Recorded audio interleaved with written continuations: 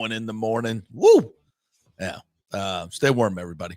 I'm double layered up today. I got my vintage 1983 Florida State official sweatshirt on right here. No corporate markings whatsoever on this. This is vintage. This is vintage. Yeah, I love this baby. And it's warm too, baby. This thing is older than all your kids. How about that? And I love it. Absolutely love it.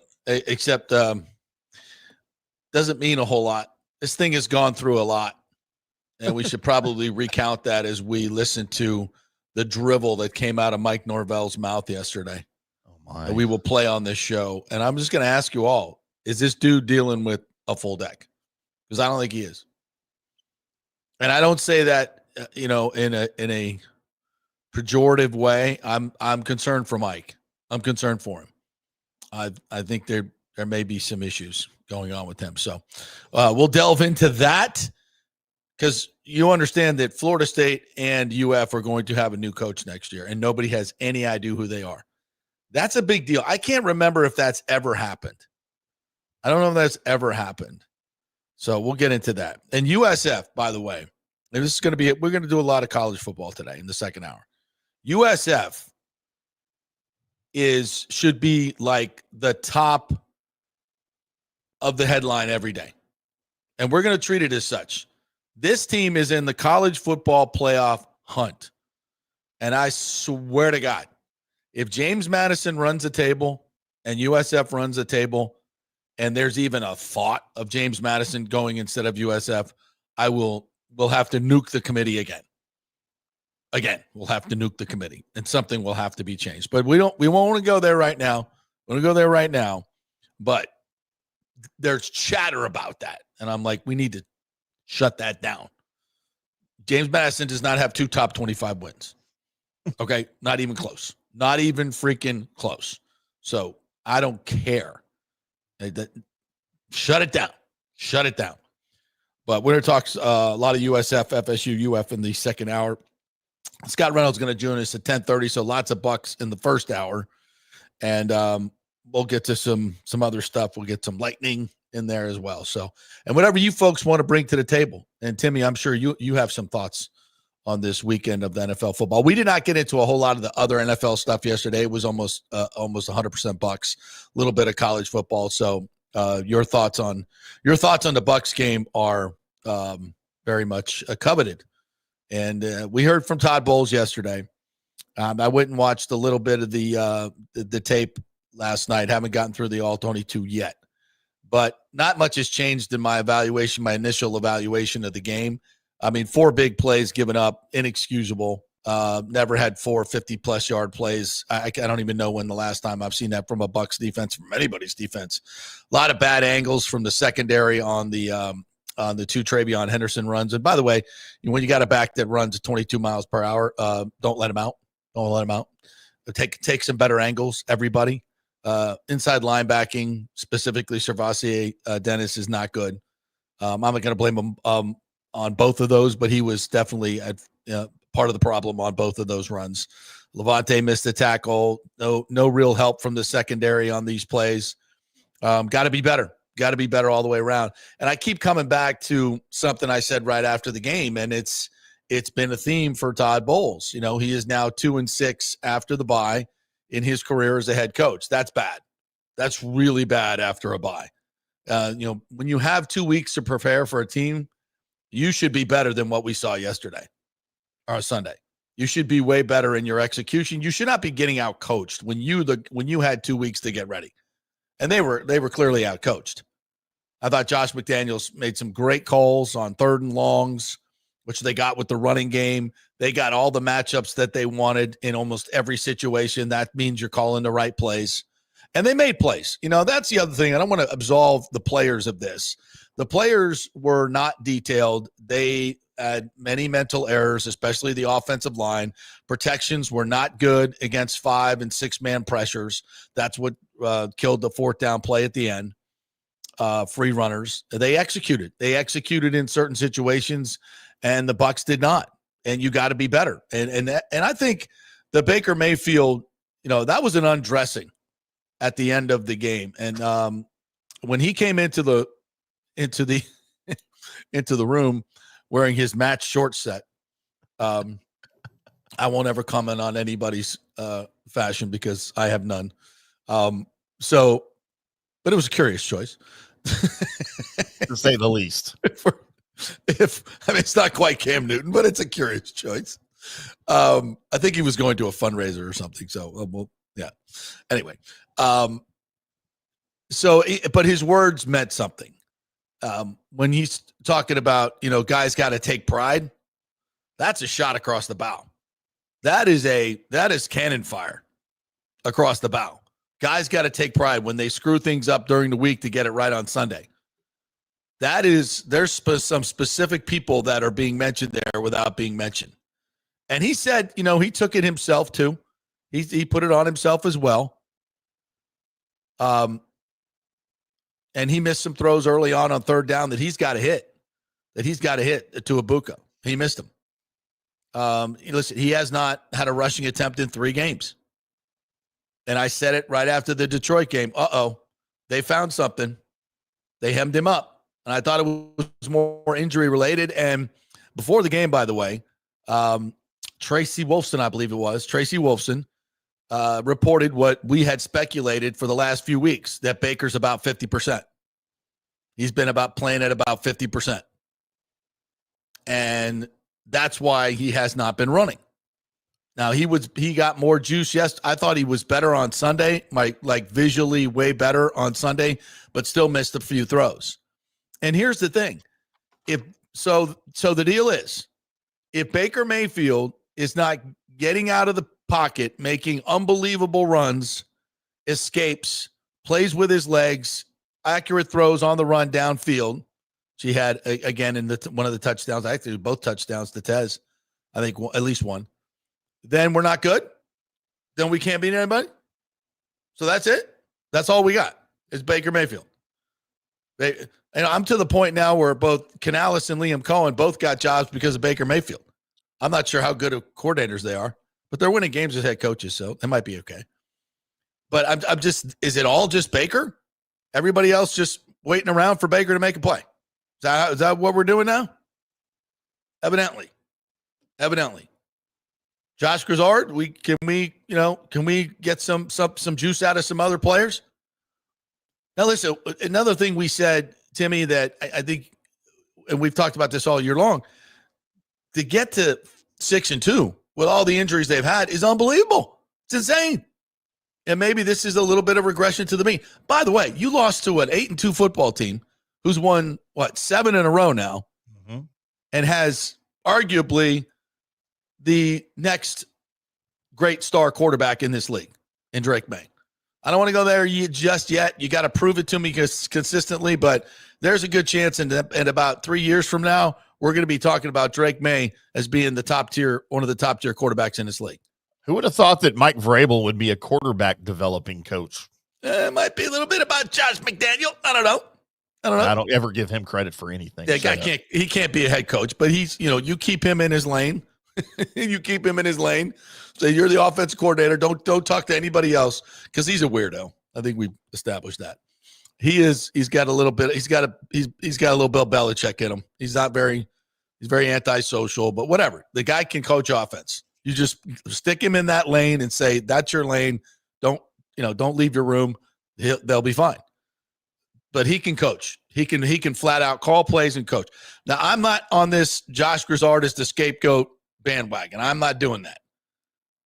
This is way, as I said yesterday, he might be 3rd or 4th on the list of the offensive problems. Does he need to be better? Yeah. The whole offense needs to be better. It can't just be, hey, Baker, go make it up. Get out of the pocket and find somebody downfield. We got to be better than that.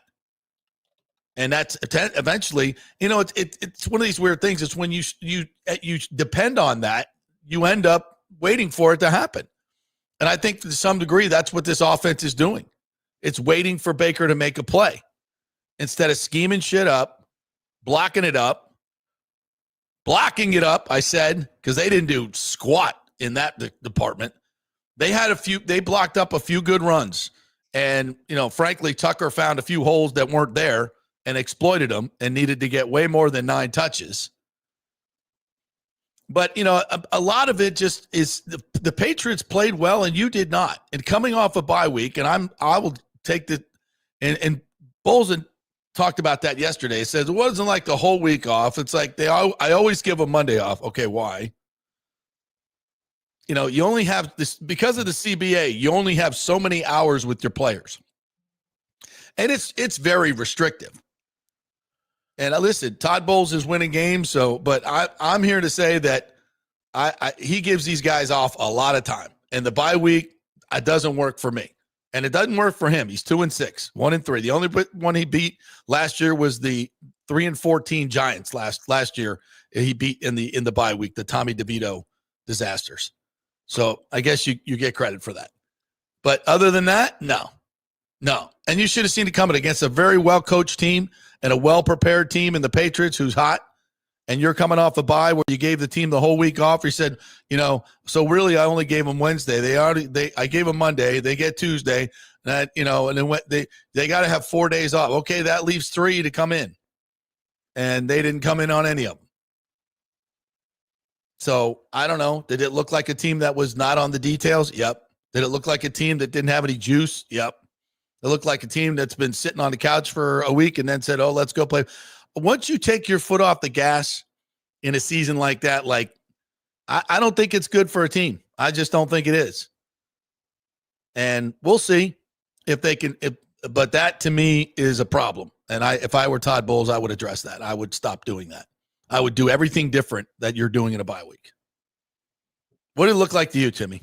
I've been thinking about this really all season about the bye weeks, and I've always hated the bye weeks. I know that you have to have them, especially here in I think in a short amount of time when we're going to go to 20 regular season games. I honestly think that's happening sooner than later.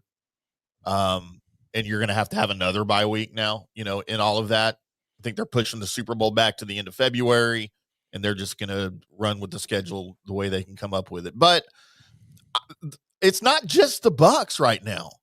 To me, it's the whole freaking league. Offense is not at a premium in the NFL right now. Look at last night's game. God, that was awful. When you think of a matchup between the Eagles and the Packers, you're thinking, sweet, we're going to get a game. Yeah, dude, lots of points. 10-7 is all those teams could muster. 0-0 at the half. Ridiculous. And look at the Bills. Look at the Bills this week. They lost to the Dolphins. Yeah. And they scored 13 points against the Dolphins. Yeah. The offense is not at a premium in New York anymore. Look at the rest of your NFC South. The freaking Falcons lost. It's dreadful. They should have won that game over the Colts. Now, of course, I wasn't cheering for them. I was cheering for the Colts. And the Panthers, who we don't know who they are now, lost to the Saints at home by 10. Yeah. I don't know what's going on in the NFL right now. And you go back to week 9. The Cowboys scored 17 against the Cardinals. It's offense is a problem right now. And I don't know why. Is it just because we're getting into the meat of the schedule? Obviously teams are banged up, but teams have been banged up all year long. I don't want to blame any of this on injuries.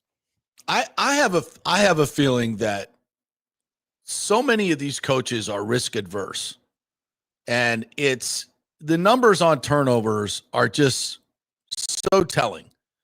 So the Bucs won the turnover battle the other day and they lost, but I think you win the turnover battle, it's like 75% that you win the game.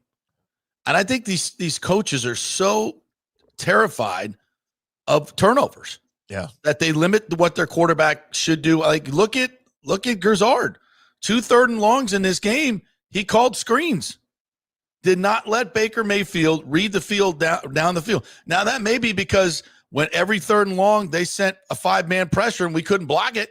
At some point you're like, well, look, you guys can't block it, so I can't call a play down the field. Is that on Gerzard? Yeah. That's a good call. Listen, if we can't block the 5-man pressure, then I'm not going to call it anymore. How do you beat a 5-man pressure? You screen. And unfortunately, they couldn't execute the screens either. Yeah, it's because the Patriots are well schooled and they sniffed it out. They played well. They played really, really well.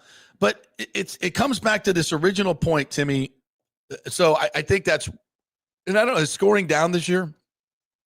I would guess it is. That's I don't know the actual numbers. But in terms of just the preparation of what it should have looked like, that was not it. If you're the team that has the bye, how are you not dealing well with the pressures that they're sending at you? You should be prepared for all those. Now, listen, Mike Jordan came in for Bredesen, so he wasn't working with the ones all week. You have a new, right guard in Feeney. He hasn't been working with it, and they're doing all these stunts up front, and we're just not handling them very well. And we haven't all year, to be frank. You want the scoring numbers? Yeah. Last year, the league averaged 22.9. This year, through 11 weeks, 23.3. So it's up. The scoring is up. Almost half a point, yeah. Yeah. So, but I think a lot of that goes to the first part of the year when you had teams, beating each other 45-40. Yeah. And that's obviously fallen off. Yeah. So it goes in ebbs and flows. And, I just singling in on the Bucs offense right now, it's plain as day. It's plain as day. They can't, and I said this after the Lions game.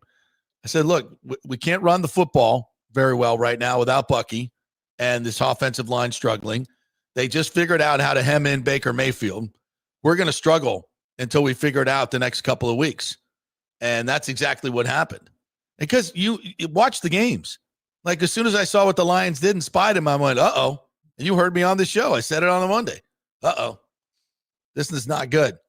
We got an injured quarterback who's now getting spied on and really has been such a huge force of this offense getting out and making big plays. And that has not been the case the last 3 weeks, and we have struggled mightily offensively. So you got to figure it out. They're taking away Baker's legs. That leaves other things open. Backs in the flat. Other one-on-one matchups. But you guys got to win. Tez, you got to win. Cam, you got to win. Until Mike comes back, until J-Mac comes back, if he ever does, and Mike, if he ever does this year. Yeah. And Godwin, if he ever does. I mean, I was thinking about this morning, I'm like, if I wanted to be Bucs basement and just go all negative, and listen, there is a huge part of objectivity in this as well. I mean, we're being 100% true. I'm not a cheerleader. That's not what I'm paid to do here, folks. I'm paid to be objective.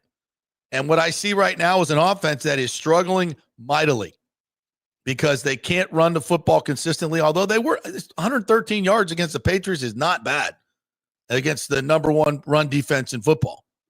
That's not bad. But they didn't use it effectively enough to score enough points. They're scoring, JP, this year. The Bucs is down half a point a game from last year.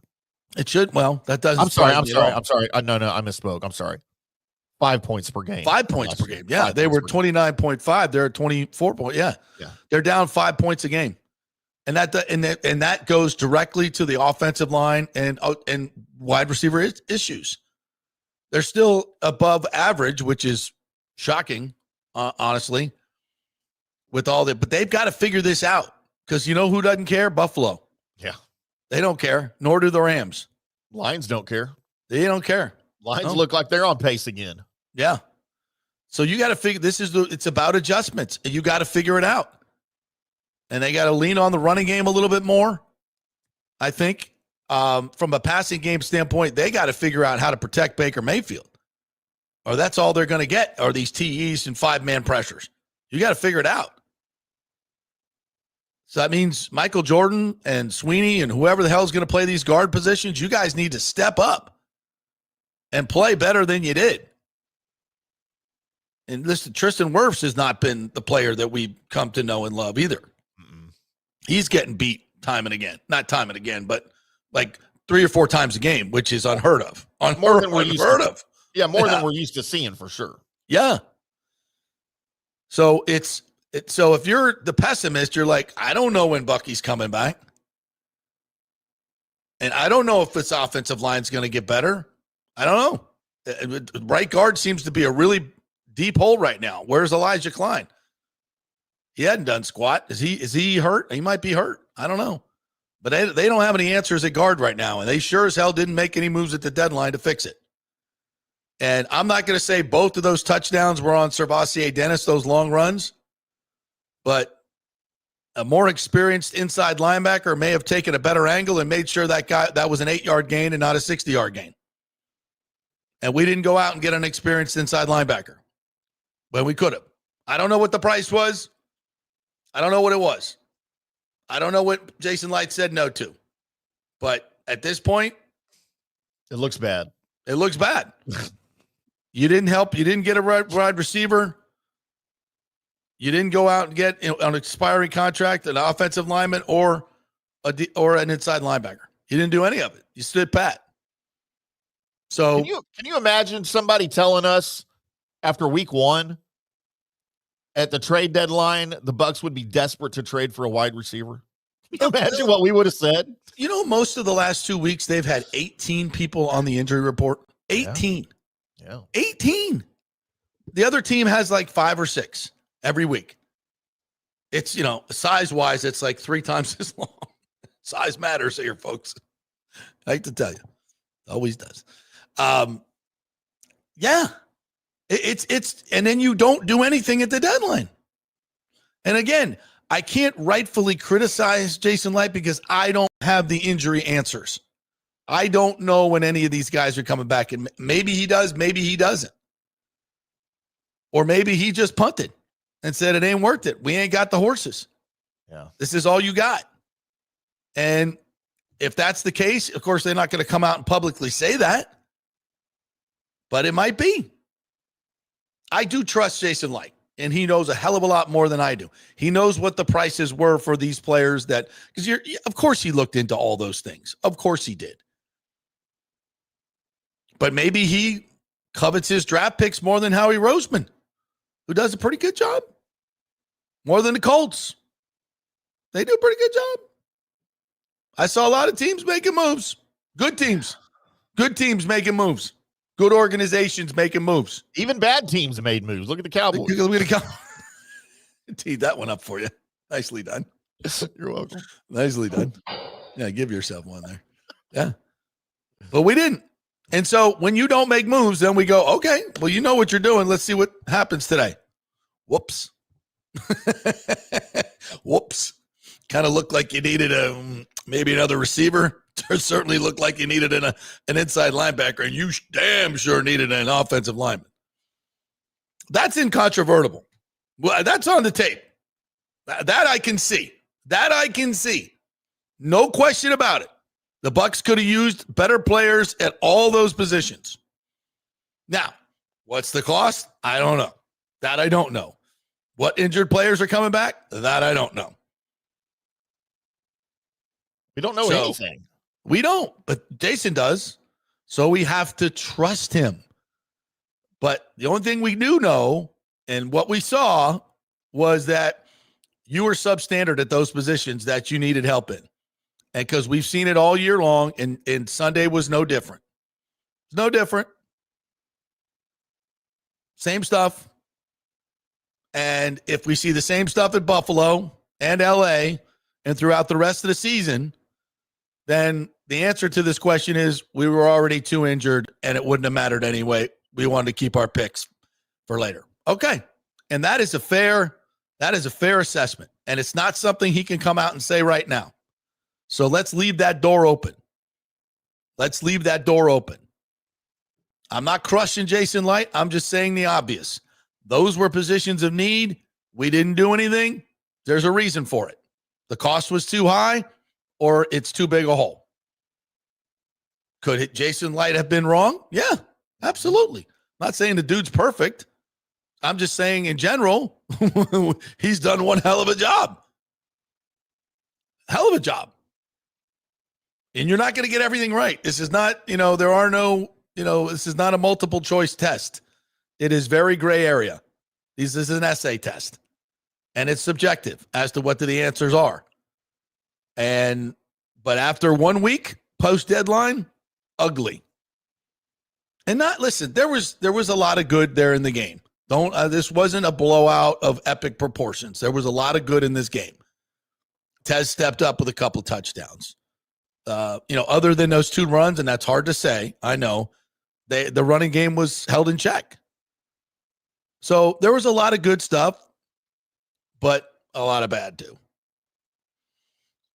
All right, we'll take a quick break. We'll come back on the other side. Scott Reynolds is going to join us from the Pewter Report, and we'll get into your comments as well. We'll get into college football in hour 2. Lots to get to as well. We are brought to you by the great folks at the Jeeves Law Group, JEEVESLawgroup.com. They are local, they are trusted, and they get results. They have offices in Tampa and St. Petersburg, actual offices that are staffed that you can walk into and see an attorney. That's JeevesLawGroup.com. Also great in the community. You always want to mention that. Scott Jeeves supports a lot of the community charities around here. So we love those local companies that do that. So support them. JeevesLawGroup.com. Not only that, they're great lawyers and they'll get you great results. JeevesLawGroup.com. A non-attorney spokesman. Also, the great folks at Genesis of Tampa. We're still taking hurricane relief items over at Genesis of Tampa, along with Gray Bull relief. They will go and take all that stuff and bring it down to Jamaica for you. So bring in whatever you can, diapers, canned food, anything that those folks could use down there. They'll fly it down there for you, and we appreciate you doing that. Or go buy a car as well. No payments till 2026 on a new car at Genesis of Tampa, and they're amazing cars. So check it out and tell them JP sent you. Back in 3 with Scott Reynolds. Experience the art of driving at Genesis of Tampa, where luxury meets innovation and every detail is crafted for you. From the bold G70 to the refined GV80, Genesis delivers power, elegance, and technology years ahead of its time. Book service online, and our Genesis Experience advisors will pick you up and drop off your vehicle. If available, you can enjoy a courtesy car while yours gets a complimentary interior vacuum plus a generous offer for your trade. Every new Genesis comes with the Miracle Advantage Plan, 10 years or 250,000 miles of powertrain warranty and 4 years of complimentary maintenance. Visit us at 801 East Bears Avenue or online at genesisoftampa.com. Genesis of Tampa, luxury redefined. Italiano Insurance would like to congratulate the Bucs on their 50th anniversary season. And you know what? We've been here for every season and then some, over 60 years in business. We've seen some smart coaches with great game plans, but if you don't have flood insurance or business insurance, that's a terrible game plan. That could ruin you financially. You don't want to take that L. So call 813-877-7799 and let their friendly agents quarterback your insurance and save you big money. Italiano also sponsors our FSU report every week, so go Noles. 813-877-7799 or go to italianoinsurance.com. Although it may seem tempting to go without health care insurance, the financial risk far outweighs the gain you may experience. For example, did you know if you simply broke your leg, it could cost you nearly $7,500? Put on top of that a hospital stay, you could be looking at $10,000 to $15,000. Ensuring that you don't go uncovered is so important, as according to CNBC, high medical bills are the highest contributing factor to why Americans end up taking money out of their retirement savings, or worse, find themselves filing bankruptcy. So go to don'tgouncovered.com or call 800-669-1505. Now, depending on your income, you can get plans for zero premium. Our experts will guide you through the process effortlessly. They will shop many plans and find the one that's right for you. I called and I have full health coverage through Florida Blue for zero monthly premium. It's a free call. So why go uncovered? It's a huge risk. Go to don'tgouncovered.com or call 800-669-1505. That's 800-669-1505. Are you having legal issues with a business partner or other legal business issues? The attorneys at Walters, Levine & DeGrave can help. Call 800-616-0384 for a free consultation. At Walters, Levine & DeGrave, we've redefined what a law firm can be with top-tier attorneys, personal service, and 26 years of success. From business law to civil litigation, we deliver smart, client-focused solutions. Walters, Levine & DeGrave recently won a $6.4 million jury verdict from a large real estate developer, and they can win for you too. Walters, Levine & DeGrave. Let's solve it together. Not attorney spokesman. For a free consultation, call 800-616-0384 or go to walterslevine.com. Offices Tampa, Sarasota. Let's go. Right now, back to the show on FanStream Sports. All right, welcome back to the JP Peterson Show, brought to you by the great folks at Riveters, the place to go watch your sporting events and enjoy a fantastic meal and a great microbrew. They make it right there. The Hazy IPA is fabulous. They also have a sour. They have a light, a lager as well. They make them all right there. Fantastic. They have a seltzer that they make right there as well. So they do that at Riveters, and their food is fantastic. I always tell you this, the chicken wings are my favorite, and you order them with a little medium sauce on the side and then the blue cheese, and you mix them all up. Oh, it's amazing. RivetersTampa.com. You know where it is, right next to the spaceship there on Dale Mabry, south of the stadium. We love it. All right, let's get to some comments here while we are waiting. You might not have gotten my text. You might need to send Scott a new link, depending on how long ago it was. Well, there he is right there. Never mind. There it just popped up. Yeah. All right. Well, there he is, looking handsome as ever. The great face that runs the place. The face that runs the place at Pewter Report. What's up, my friend? How are you? Doing good. How are you? Freezing my ass off, but it's Florida in November. It's lovely. I thought it was lovely this morning. You know who loves the cold? Tally. My Labrador loves the cold. So does my dog Moose, who wanted to go outside at 5:15 this morning and experience the 21-degree wind chill. Had to pee and at Pops 5:15. did not. Yeah. And Pops decidedly did not. Yeah. Yeah. I told Tally I had to wait until 7 o'clock anyway. But they do. Well, they have their own coat. So, it's like, I want to wear my winter coat today. Yeah.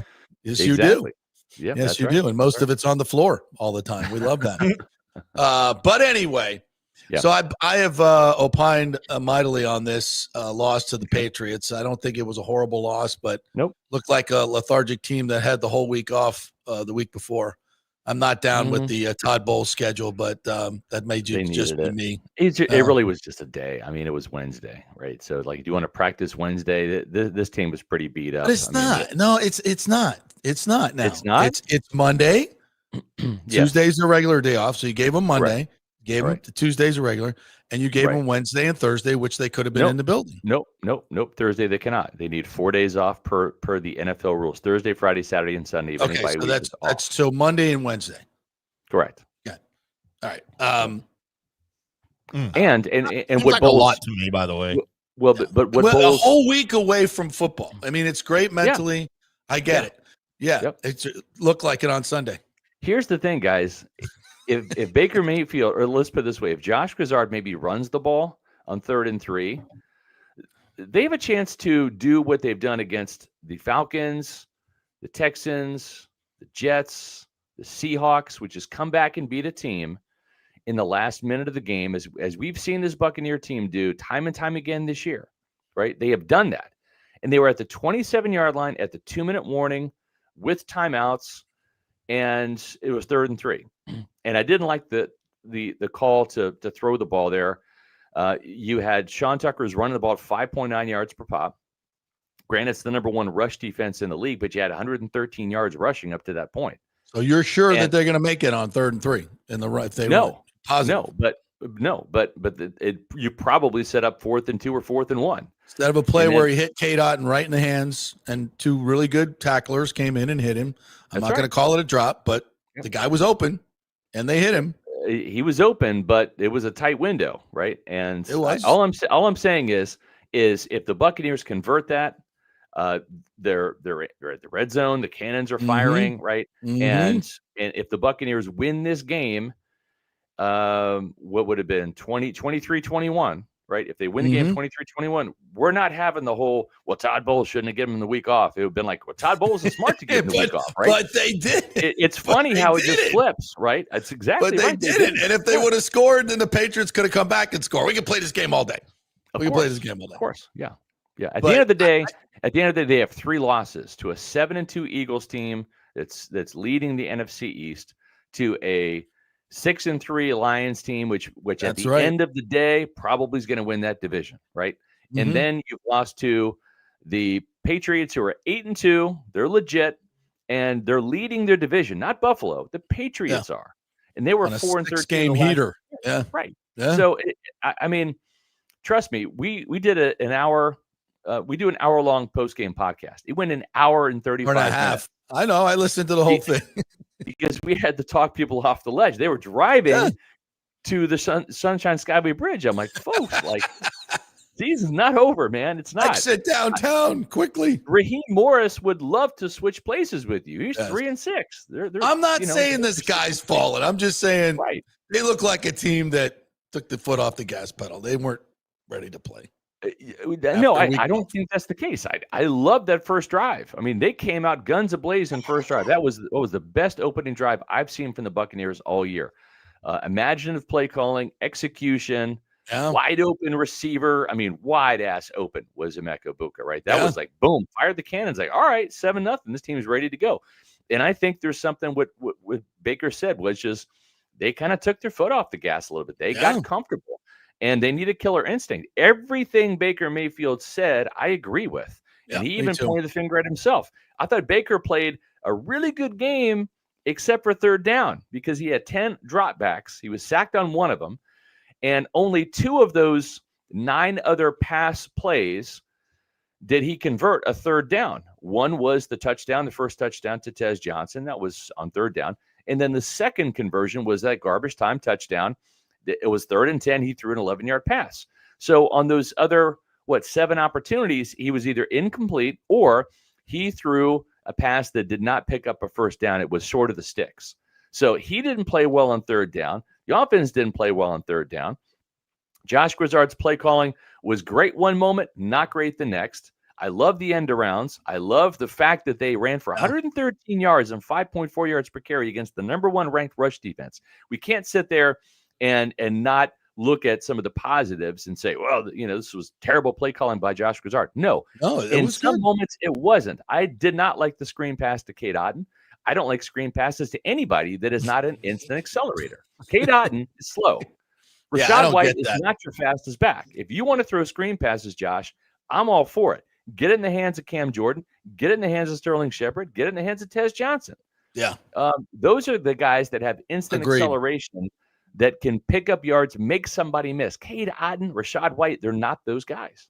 I agree. 100% agree with that. And we saw that with Sterling Shepard. They ran a screen to him and he got 9 yards and with really good instant acceleration.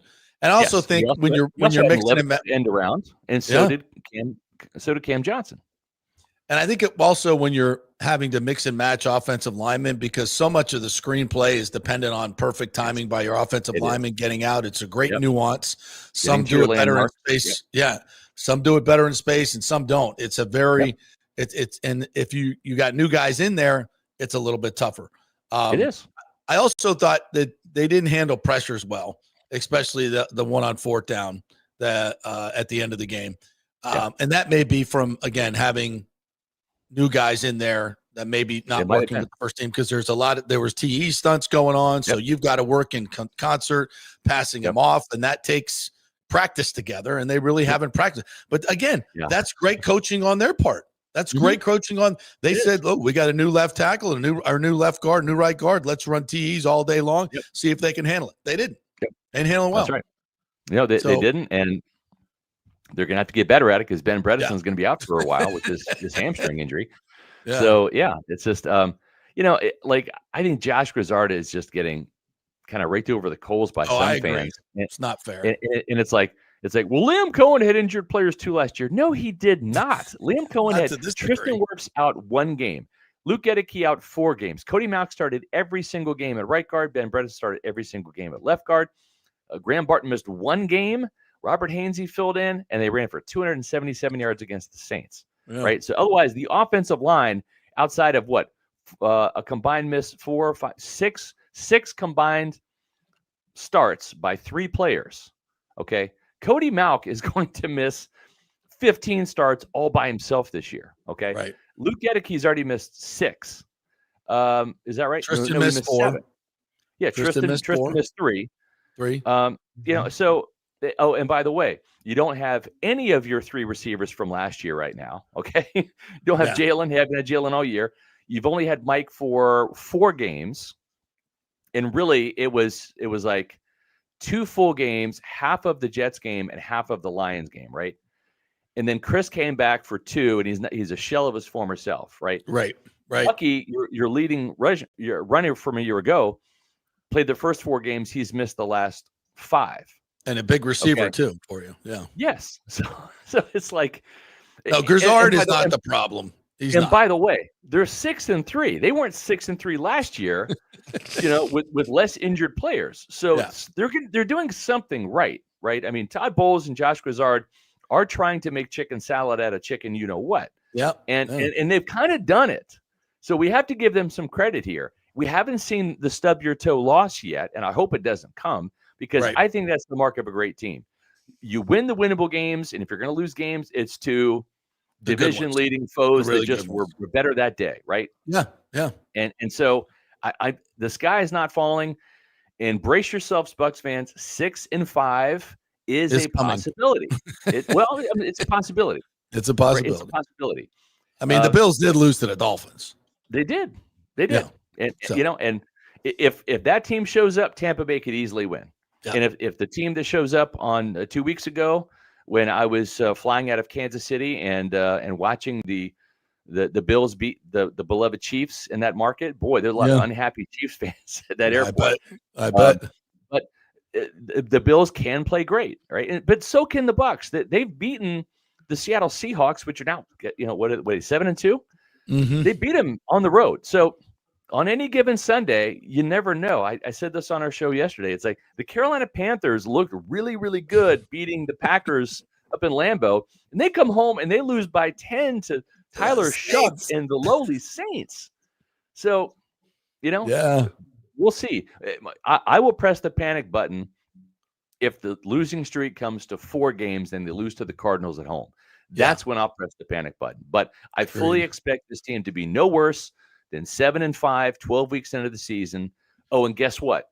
They were 7-5 in 2020 with Tom Brady, Rob Gronkowski, a younger Mike, healthy Mike, a younger Chris, healthy Chris, and AB, right? And hardly any injuries that year. They were still 7-5. So if Todd Bowles and Baker Mayfield, who's maybe probably 60%, if they can pull off 7-5 right here with way more injuries to overcome, that's fantastic. That's great. And with the games that remain, a great chance to sew up definitely a division title in a home playoff game. As long as you don't have that stub your toe game. Yes. The number absolutely. one This seed team might should be 11 wins.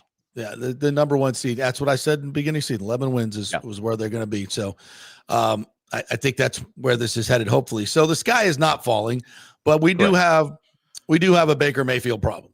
And the problem is Baker was so good early on. Yeah. He was the magic that kept everything together. And the Lions figured out if we spy him and we must rush him, that takes away a lot of their big plays. And that's what I sounded the alarm then. And 2-3 games now, it's been tough for this offense to get going. How do they get out of this conundrum? Well, you better get Mr. Miyagi, right? You need to, do that and press that knee and that oblique and heal it. Yeah. You mentioned the Mayfield magic, and that's really what it was. It was him scrambling. It was extending drives. It was picking up the 4th down with the 11-yard run, 15-yard run, whatever it was. It was it was the run against the 49ers, picking up those yards. And taking that away with defenses is also one thing. But I'm not knocking K'Lavon Chaisson. He's a really good athlete. He's a fast player, right? He was a high draft pick for a reason. But we've seen Baker Mayfield, he runs for his life when he scrambles. I mean, it's yes. He knows he's not Ben Roethlisberger, 6'5", 240 pounds. I mean, he does not want to get creamed and tackled and all this kind of stuff. He's a tough guy, but I mean, he runs with a sense of urgency. There's no gallop. It's a full-on sprint stride. And he had an opening running to the left. This is in the first half of that game. And he got caught from behind easily by Chaisson. And maybe Chaisson is just faster, better athlete. But we've seen Baker kind of step out of some of those tackles and still scoot and pick up 7-8 yards. Yep. The injuries are real. He has 0 rushing yards the last 3 games. That's not a joke. And part of that maybe is some defense. The other part of it is I don't think that he has the confidence in his wheels right now that he's going to actually pick up some yards. He's just not moving like he did. He's not moving like he did. No, he's just not. And he's going to have to win in the pocket. Yeah, it's clear. So how do they fix it? That's the question. Yeah, that's the question. They got Mr. Miyagi. That's the answer. But well, I said earlier, it's like so that's all we got is Baker Magic. Like nobody else. We can't win with a running game. We can't win with a passing game. You win with the running game. You win with Josh Grizzard consistently being creative, putting in some new stuff every week. It can't be. And this is the thing that Josh has to kind of understand. And he's a smart guy. I'm not telling him anything he doesn't know. But there's no more bye weeks. There's no more, okay, well, we'll get to the bye week. We'll decompress a little bit. We'll take a deep breath, self-scout. No, it's on to the next game. It's on to the next game. It's on to the next game. You don't have the time to really kind of do that. So I like what they did, though. They spent some time on the Patriots during the bye week. They also looked ahead to the remaining games in the NFC South. They took a deep, hard dive on the Panthers for the first time. Because really, by midseason, you are who you are, right? Like you've put enough film out there. Yeah, 10, 20% of your game is going to change on a week-to-week basis, depending on who's in and who's out of the lineups and all that stuff. I don't know that the Bucs fully appreciated Travion Henderson's speed because he was splitting time with Ramondre Stevenson, for example, right? Yeah. But so they took a look at the Panthers. They got one more game against the Saints, one more game against the Falcons. You got to win those, right? You got to maintain your lead in the division. And so let's hope that the Josh's bag of tricks has kind of been replenished. I don't mean you got to like trick people, but the two end arounds averaged 11 yards per carry. I would have loved one more. I'm the old Pop Warner defensive coordinator who I had. You hate jet sweeps. I hated it. It's the absolute worst play. We were playing Palmetto, and they ran two jet sweeps on us that averaged like 12 yards. I think one was for 10 yards, one was for 14, and there's 2 first downs, and we literally couldn't stop it. You're talking about getting a guy who's going full speed the ball where everybody else in your defense is static. And certainly at the Pop Warner level, right? It's if you have a really good athlete, look out. But at the NFL level, you have more athletes, but still. The Bucs averaged 11 yards per carry, first downs on each of those. I would have liked to have seen that happen more. The only reason we stopped that play back in the Pop Warner days was because the offensive coordinator didn't run it again. I don't know why they think I'm like, okay, we've run it twice. Yeah. We can't do that again. Thanks for not running that play because we couldn't stop it. And y'all did because you stopped it yourself. So, yeah, I would have liked to have seen that again and again. I mean, run it until you get 4 yards. Okay, then you put it away for the week. But I mean, yeah, why not? If a play is working at 11 yards a pop, call it a couple more times. If anything, what it does is it slows your defense down because you can't go upfield, right? You're going to have to kind of pump the brakes a little bit, really read the play, especially when you have motion, right? Is it a fake motion? Is it a fake handoff? Is it a handoff that's going to be an end around, right? So there's a lot you can do with that. I would have liked to have seen Josh stick with that a little bit more because it was working. Tim, you want to get in here? Yeah, sorry, I'm dealing with a little bit of breaking news here in the DFW area. I'm trying to knock out too. But look, we know the problem is not Josh Grizzard. I know y'all have discussed this already. I don't understand why he's getting so much heat. Because when you look at the way the team has performed at the beginning of the season, who are the real Bucs? Are they the Bucs weeks 1 through 7, or are they the Bucs the last 2 weeks? Right? Like at some point, there's got to be some balance, and every team deals with injuries. Yep. Every team deals with. I mean, I don't know what else they're dealing with other than injuries. To be quite honest, the culture's great, right? There's a lot of teams dealing with a lot worse things. Philadelphia, Dallas Cowboys, but at some point. We had to expect that something like this was going to happen at some point of the season. We knew they weren't going to carry that trend, especially with all the injuries that they've had. Yeah. But I still don't understand all the gloom and doom. Like they're 6-3. Yeah, I know. Like, and to me, this offense is like, if I'm Todd Bowles, I'm kind of pulling a Tony Dungy here. Remember, Tony Dungy was famous for saying, he would tell Warren and John and, Derek, the Hall of Famers, that they weren't Hall of Famers yet on that those early Dungy teams, but he would say, guys, our offense isn't that great. We need to hold opponents under 17 points per game. Right. And that was it. That was the standard, 17 points. If the Bucs scored or the Bucs allowed 17 points or more, chances are they were going to lose because they just didn't have the offense back in the day, right? And and I think now it's 24 points. I think the Bucs can put 24 points on the board most weeks, and that's kind of the number. It's going to be a little higher some weeks. You're going to get, maybe the defensive touchdowns involved. But I think 23, 24 points is probably about it for this offense that is riddled with injuries. That's what you can reasonably expect. And so the onus is on Todd Bowles. It's like, guys, we can't give up more than 21 points per game. That's how they're going to have to win this season, is they're going to have to win games in the 20s. If it gets in the 30s, that Seahawks game is probably a little bit of an anomaly, right? Baker was feeling it that day, flicking on all cylinders. Emeka couldn't be stopped. And neither could Sam Darnold, really, especially in the second half. So, that's right. But they're going to have to win games in that 24, pretty much like it would have been the final score in that game had they have gotten that go-ahead touchdown. They would have won 23-21. That's how they're going to have to win those games. And that means on defense, you got to take on that Secret Service mentality, which is we can't allow, we can't take one play off, because that one play can be a Jahmyr Gibbs runaway touchdown. It can be Bijan Robinson, 50-yard touchdown catch. It can be, a Travion Henderson or a Kyle Williams touchdown. And if they can stop the big play, I think they've got a chance. But when you give up those explosives, you're not even allowing your red zone defense a chance. And we saw he should have a red zone, end zone interception. So this defense has got to knock off giving up the touchdowns and help the offense out. And to the offense's credit, they can't have Detroit happen again. They can't have New Orleans happen. They got to put 23, 24 points on the board themselves. Well, we'll see if that happens. We got one comment in here from one of our very learned folks here, TJC22, who has a football background and watches it all 22. He said something that's come up on tape the last few weeks that's starting to concern me is the route detail, depth, timing, guys not where they're supposed to be. And I asked Emeka about that because there were two, maybe 3 third downs where it appeared that Baker missed him. And it could also be that he didn't run the right route. Or to TJC's, wasn't at the right depth. And Emeka actually, when I asked him about that, he copped to that. He said, I got to be better.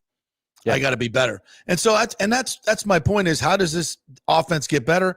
Everybody else needs to be better. Tez needs to be better, even though he caught 2 touchdowns. His route running leads a little bit to be desired at times. I guess the same with Emeka.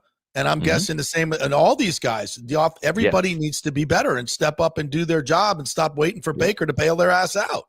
Yeah, Tristan Wirfs gave up a sack, right? To Elijah Ponder. Can't do that. Like, again, it's the Secret Service mentality. It's like we have to every single day, keep our guy safe. Like, that's it. It's you're on detail. You got to play perfect is really what it is. And no one's going to be perfect. But if you have that mentality, then you're going to play winning football. And if you don't, you're going to, give up the 72-yard Kyle Williams touchdown, like Benjamin Morrison. He's a young corner, right? It's like he started off on that route, and that's a tough route to defend, right? You're running all the way across the field and then and up, right? He started off with top leverage, which when you're playing single high safety, which is what the Bucs had on that particular play, was man with single high. You had Winfield kind of shaded more towards the opposite side of the field than where he went. Yeah, Tyke Smith, who was spying the tight end. The tight end stayed in the block. He's got to make sure that tight end doesn't release. So he's kind of like stuck there, kind of like quicksand a little bit. And you run that route right behind Tyke, which is what happened. But when Benjamin Morrison, you can get away with this at Notre Dame. When you go inside and you try to jump the route, if you're Zion McCollum, you have 4.3 speed, you can probably get away with that. Maybe it's a pass breakup, maybe it's a pick 6. Yeah. But when you're a 4.5 guy like Morrison is, against Kyle Williams, who's 4.4, you're going to get out leveraged. And he was out leveraged, and then he was in no man's land. He wasn't going to break up the pass. Perfect throw, and he had zero chance of making that play. If anything, you play that safe, knowing that you don't have safety help. You really don't, because that safety is in the middle of the field. You got a guy heading towards the end zone. You can't expect Winfield, he's going to be alert to that. when the ball hasn't even been thrown yet. He's going to start running towards my guy. I have over-the-top help. No, that's a rookie mistake. He gave up the leverage. He should have stayed outside on the receiver's left hip rather than cutting inside on the right hip. Mm-hmm.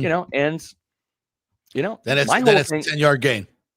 Yeah. Then it's exactly. Then at worst 15 yards, whatever. At least you're slowing it down. Tyke gets there, whatever. But that's a learning experience. That's part of learning in this league.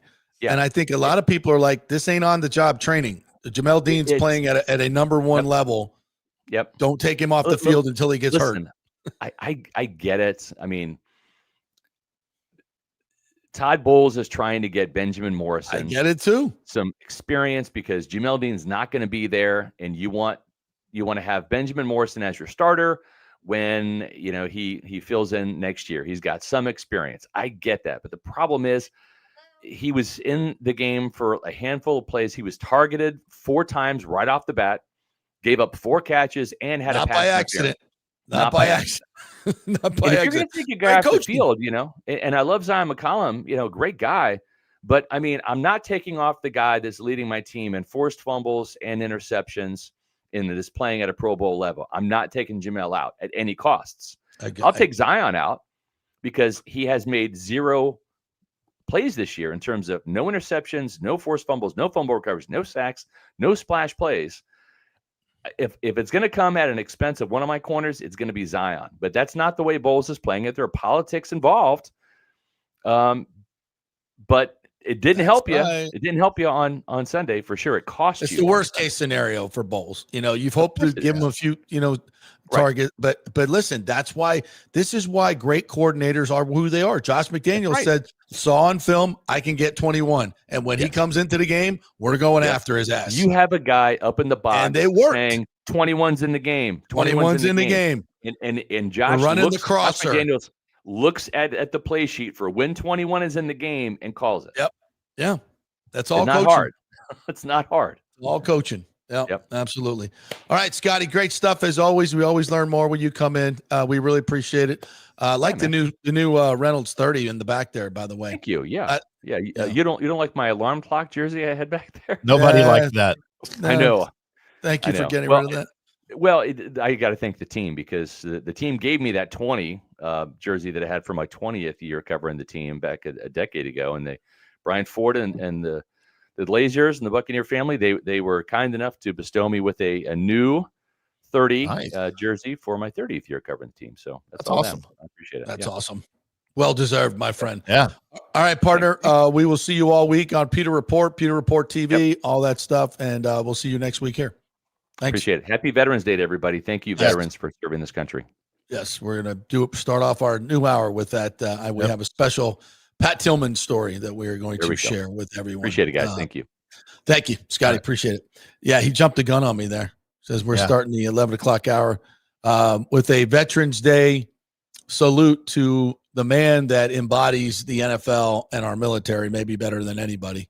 And that's the story of Pat Tillman, which is a very important story for many, many reasons. And we will get to it. All right. Thanks to Scotty. And our thanks also to the Golden Diamond Source. They are the folks that when you start your holiday shopping, you say, you know what? I want to support a local company. So I'm not going to just buy everything on Amazon. So I'm going to go over to Golden Diamond Source, tell them JP sent me. I'm going to find something really, really nice. And for my wife, for my girlfriend, for both, whatever you want to do. It's the Gold and Diamond Source. And not only do they have the best staff, the best selection, the best everything, they have designers there so you can design something. You can need something fixed. They can do that. If you have old gold, old jewelry, you want to bring it in and get some cash for that, you can do that as well. Gold and Diamond Source, 3800 Olmerton Road, just over the bridge if you're coming from Tampa, about 15, 20 minutes from downtown Tampa. All right, we'll next up, Veterans Day, what it means, a story of Pat Tillman, and we're going to dive into the issues at Florida State, Florida, and USF, putting them at the top of the bill. All that next. Stay with us. It's the holiday season, so come visit the wonderland of jewelry at the Gold and Diamond Source. With over 25 times the inventory and selection of the average jewelry store. Guys, get your shopping done early, and if you have no idea of the trends and styles that your lady wants, that's cool. The incredible staff, led by Julie and Steve Weintraub and family, will offer up some great ideas with no pressure. They offer everything for the first-time jewelry buyer to the most exquisite selection of museum-quality pieces. Enjoy a comfortable, relaxed atmosphere and experienced staff, geologists, jewelers, and designers for all your jewelry needs. From the luxurious jewelry boxes to their VIP customer care, there's many reasons to make sure it's a gold and diamond source diamond. Keep it local this holiday season. Shop online anytime at goldendiamond.com or just come by their showroom at 3800 Overton Road and always online at goldendiamond.com. JP here for the Jeeves Law Group and my man Scott Jeeves. If you're going to hire an attorney, do you want some guy looking for a quick settlement and a quick buck, or do you want an attorney with some chops? Scott is a board-certified civil trial lawyer and a certified circuit court mediator. Been practicing in the Tampa Bay area for over 30 years. He is a peer-reviewed AV preeminent-rated civil trial lawyer. They just don't hand out those classifications. He's been the lead class action counsel on many complex consumer protection cases and has handled hundreds of serious personal injury cases. He's dedicated his career to protecting injured victims and is committed to vigorously representing you.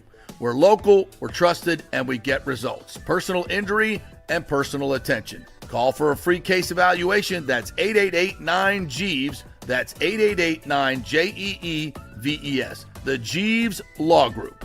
Welcome to Kingmakers, home of the JP Peterson Show studio and Tampa's premier business networking and social club for members only. By day, it's an exclusive, vibrant co-working space with a stylish conference room, focus rooms, a full production studio, and an in-house marketing team. And by night, Kingmakers transforms into a sports-centric social hub with a full sports bar, golf simulator, and exclusive events. For young entrepreneurs and seasoned professionals, it's the perfect place to work hard, play hard, and make big moves in Midtown Tampa. Close the deal, celebrate the win. Only at Kingmakers.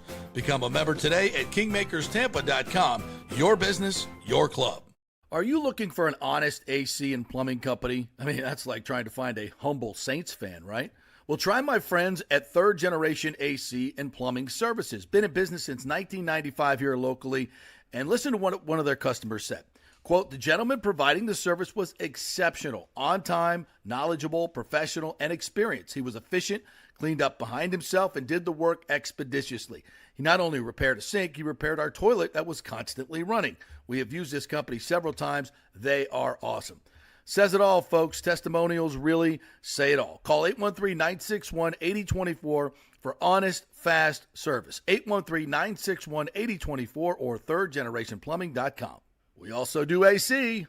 Ciao, Paolo Tini here, owner of Caffè Paradiso, voted number 3 People's Choice Award on Open Table. I want to thank all our loyal family of customers that have been enjoying our great traditional Italian dishes we make from scratch every day. It's a great family story we're proud of. Our family moved from Rimini, Italy in 1984. My dad, Caesar, started Donatello, and that's where I got the start in the restaurant business. I started Caffè Paradiso on South McDill in 1995, and we've been there ever since. From our traditional ossobuco, a veal slow roast for 4 hours, to our daily fresh catch, the Gruppo Paradiso, with a piccata sauce and lobster claw meat, homemade pasta like lasagna, farfalle salchicha, which is a bow tie pasta homemade with fresh sausage. Hold on a minute, JP's favorite. I love it. So come and have a glass of wine with me on South McDill. Get a reservation on Open Table and see all our 5-star reviews. Ciao, see you soon at Paradiso.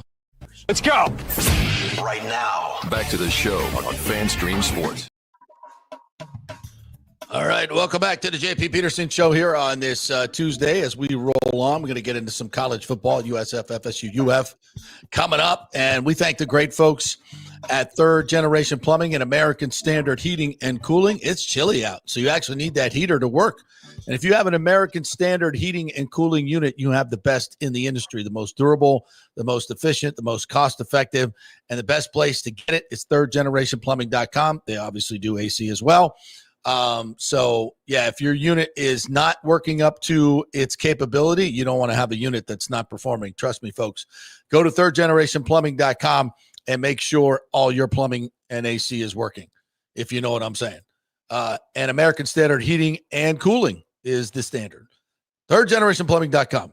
Tell them JP sent you. All right, let's get into a couple of comments here before. Actually, first and foremost, I want to say happy Veterans Day to all of our veterans that are serving right now and the ones who have served. Obviously, it is the most important thing, the most important job anyone can do in this country by far. It's not being the quarterback of your Tampa Bay Buccaneers, and Baker Mayfield will be the first one to tell you that. It's not even being a school teacher. That's pretty awesome as well. And these are a lot of these jobs where you don't get paid and they're really, really important. And then you get to the military folks, which is the most important, because without them, we don't have any of our freedoms. And I bring up the story of Pat Tillman because obviously this is a sports show. And Pat Tillman famously, and I think a lot of people, younger people don't know this story. Pat Tillman was which is crazy to me. It's just crazy to me. Pat Tillman was a great safety for the Arizona Cardinals back from 1998 to 2001. He had 155 tackles one year, got Pro Bowl votes that year. He was a very physical, downhill, knock your D in the dirt type guy. And he came from a very honorable military family as well. And after 9/11, he decided, this football thing he didn't feel right. He didn't feel right. In fact, he turned down, not only that, he turned down a 5-year, $9 million contract from the Rams to leave the Cardinals because he wanted to be loyal to an organization that didn't want to pay him nearly that much. They offered 3 years, 3.5. And that's a lot of money back then, by the way. And he wanted to be loyal to the Cardinals, who didn't have the balls or the money to offer him more. So this is the type of guy Pat Tillman was. He was loyal to his teammates and he was very loyal to his country. So instead of playing in the NFL, he said, no, I'm going to go serve my country overseas, my country that has been attacked. Yeah, it was a great shot right there. I love that Ranger. That's a Ranger cap, I think, because he became an Army Ranger. Badass. Yep.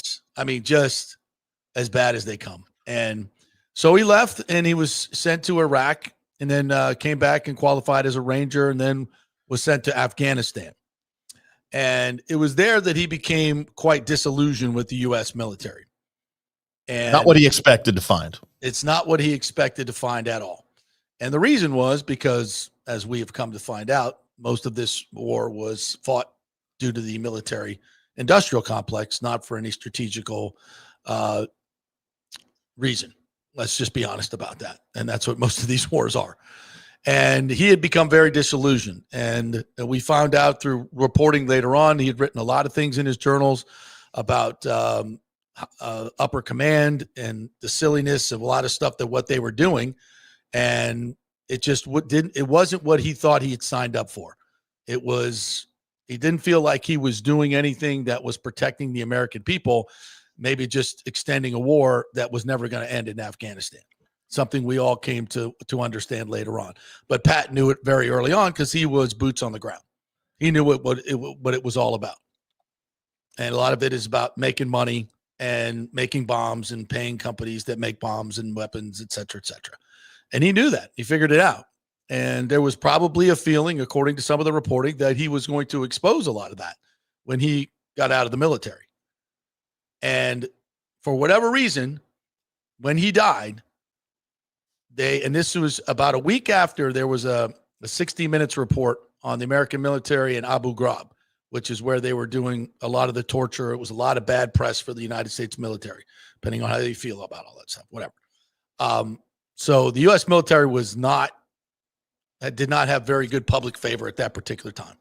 And they needed something good to take the eyes away from all the bad shit that was happening. And so when Pat Tillman was killed, instead of saying what really happened, that he was killed by friendly fire, they made up a story. They literally made up a story about a dude that left the NFL and enlisted to fight for his country. You lied as a military organization, as a country. You lied about how he died for PR reasons. That's not okay. Which begs the question, how many other times have they done something like that? Exactly. You mean lied to people? No. Let's start with Come 9/11. on. Yeah. I mean, it's reprehensible on so many levels, and it really devalues the efforts and sacrifice of so many on this Veterans Day. Yeah, there's a statue built for this guy, and for a reason. Out in Phoenix, yeah. Yeah. This is one of the greatest humans, at least that I've known in my life about. I did not know him. I wish I would have got a chance to interview him. I've interviewed his mother, and she was heartbroken by all this. And she feels that it wasn't an accident, that he was shot by his own people 3 times in the head. Killed. Does by anyone friendly think fire. it was an accident? Does anyone think that? Well, there are some accounts that say that the unit that misidentified his unit was up on a hill. Another unit misidentified it as enemy combatants, and despite him pleading with them and radioing them, don't stop firing at us, they kept firing, and until the job was done. So, would a government organization that's going to lie to you do that on purpose? I hope not. I mean, I can understand them lying about the death. Well, I don't understand that, but I really don't want to believe that they executed the guy. But at this point, why not? They didn't want him. They didn't want him saying what he was going to say. That's for damn sure. And they made up a story about his death, saying he charged up a hill against enemy combatants and was a hero. Made it up. Yeah, not cool. Not cool. And I don't think enough people know this story, quite frankly. How this guy leaves the NFL and millions of dollars on the table to go fight for your country, and this is how you get treated. And that, and these idiots that are running this country right now, and they're all in the same boat as far as I'm concerned, that don't give a shit about the American people by this government shutdown and the veterans and the active military. Hell, we couldn't even swear in our soldiers on Sunday at the football game when it was salute to service because of this stupid ass government shutdown that is being orchestrated by people who ain't losing any money. The congressmen, the congress people. I mean, this government right now, what we know and what we've learned about a lot of shit that's been happening over the last 3 to 4 decades is, and this is at the top of the list for me. And if they're willing to do that, what else are they lying about? And do you remember when all this went down, JP, how the story, his heroics and everything? Oh, I reported it on my show. Yeah. It was of him charging up the hill because that's what I was told. Yeah. I went to the nearest camera I could find at News Channel 8 and said, "This is an incredible story of Pat Tillman." Yeah. And then so that led the news cycle for weeks until the truth was somehow leaked. Well, his mother started talking. Yeah, right. And she was bashed, by the way, by many people, by many news organizations. Well, yeah, and that's you know where who I'm they going. are. That's where I'm going. And then when that started to come out, how quickly that part of the story was just squashed. Yep. No, it did not dominate any news cycles. It very quietly just went away. Yeah. Nobody's heard of his mother's account. You have to go digging for that if you can even find it anymore. Yeah. Yeah, the Tillman story, a documentary done in 2010 about the former NFL player charging up a knoll in an attempt to protect his fellow combatants. They did a whole documentary on it, whole fully contrived documentary. And this is well after the time that they knew that wasn't true. Hey, let's whitewash this thing. We don't need anybody knowing the truth. I mean, so on this Veterans Day, we remember Pat Tillman in the way that he died and the choices that he made. And it does not take away one iota In fact, it makes it more heroic, actually, and more tragic. It makes his death much more tragic in my mind. And I would say the message is on this Veterans Day is that I hope that there are no more Pat Tillmans.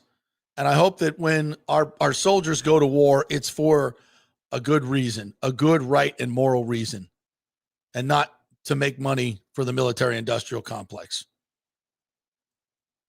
That's not the reason we should be fighting wars. So, all right, let's move on to comments today.